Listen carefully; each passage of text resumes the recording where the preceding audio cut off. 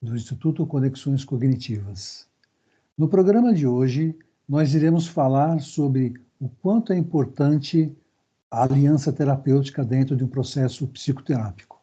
Então, eu peço para você que fique com a gente até o final do programa. Se você gostar do conteúdo, deixe seu like. Isso é muito importante para a gente, porque dessa forma o YouTube reconhece a relevância do programa e entrega para mais pessoas. Também peço para que, caso não tenha assinado o canal, assine também, ok?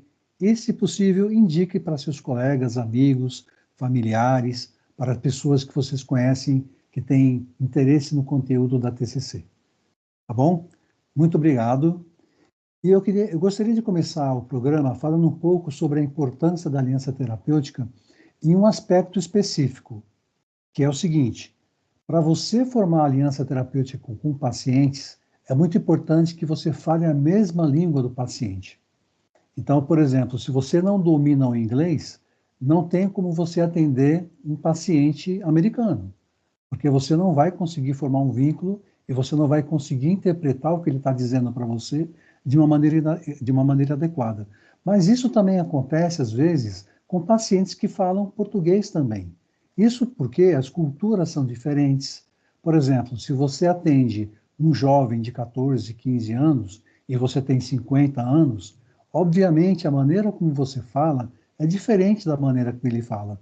Então é importante que você faça um ajuste nessa forma de falar para que você consiga acessar de uma forma mais assertiva a comunicação, tá bom? Mas eu gostaria que a Rose falasse um pouquinho de outros aspectos que são importantes para a aliança terapêutica. Obrigada, Paulo. Para se construir uma boa aliança terapêutica, é importante, né, que o profissional ele tenha, por exemplo, uma escuta ativa, né, que ele esteja atento ao seu paciente, que ele aceite esse paciente genuinamente, né, procurando entender, no caso, o que ele está falando, mas não é só questão da fala, da palavra, e sim do comportamento dele ali, a maneira como ele está expressando.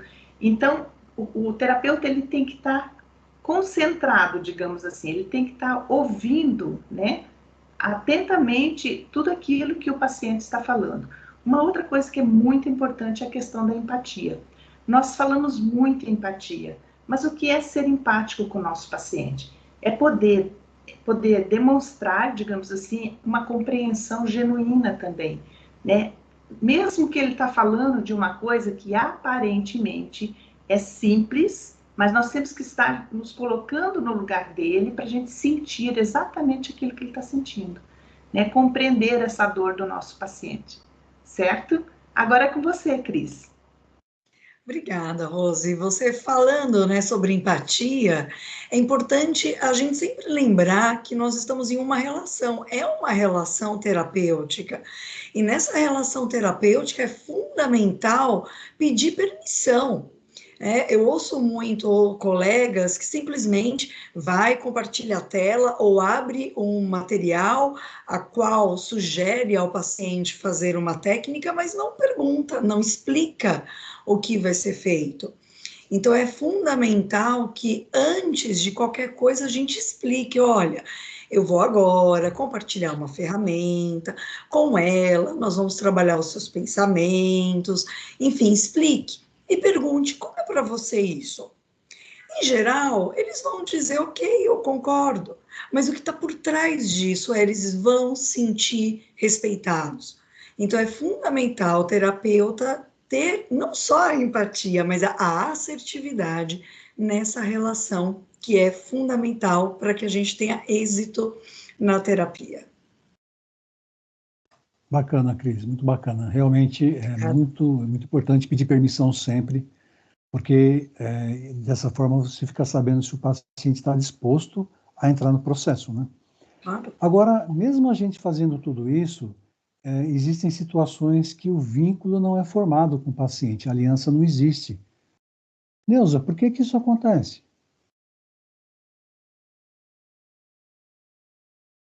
O teu áudio está fechado, Neuza. Você trouxe um ponto importante, na sua abertura, quando você disse da falta de alinhamento cultural. Como nós atendemos muito online em função da pandemia, e isso se tornou um hábito, nós falamos com várias partes do mundo. Então, culturas diferentes exigem o conhecimento do terapeuta para que ele possa falar a mesma linguagem. E um outro ponto muito importante, expectativas irrealistas. Muitas vezes o paciente ele vem com um problema, que é o problema, a queixa principal, e ele traz outros que possam até serem derivados deste, mas o terapeuta não se atenta para trabalhar um pouco mais rapidamente a queixa principal. E isso vai gerando no paciente uma vontade de desistir, porque ele não vê progresso no processo. Uhum. Acho que tem outros, não é, Paulo? Mas, assim, falando mais especificamente desses dois. Tá. Mas eu gostaria de complementar mais um item ainda, que é assim, quando o caso do paciente, o problema que o paciente traz, ele aciona uma crença, um esquema do terapeuta. Né? Então, nesse caso...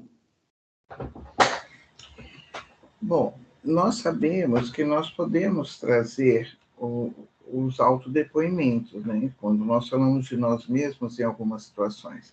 Mas isso precisa ser muito bem dosado, porque às vezes o terapeuta se coloca como um modelo para o paciente e ele deixa de ser socrático, muitas vezes ele se transforma em um profissional professoral.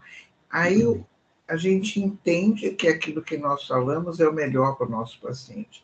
E o paciente muitas vezes acredita porque nós somos uma autoridade diante dele. Então é importante que a gente não perca o nosso papel de realizar o questionamento socrático, trazendo do nosso paciente realmente qual é a realidade dele. E ele se adaptando diante disso. Né? Então, esse é o cuidado que o terapeuta tem que ter. Tá bom, perfeito, Neuza, perfeito. Então tá bom, pessoal. Eu peço, se vocês gostaram do programa, deixem seu like, tá bom? Lembra de clicar aí no joinha, ficamos muito gratos. Um abraço para todas, obrigado por sua participação no programa de hoje. Tchau. Tchau, até. Tchau.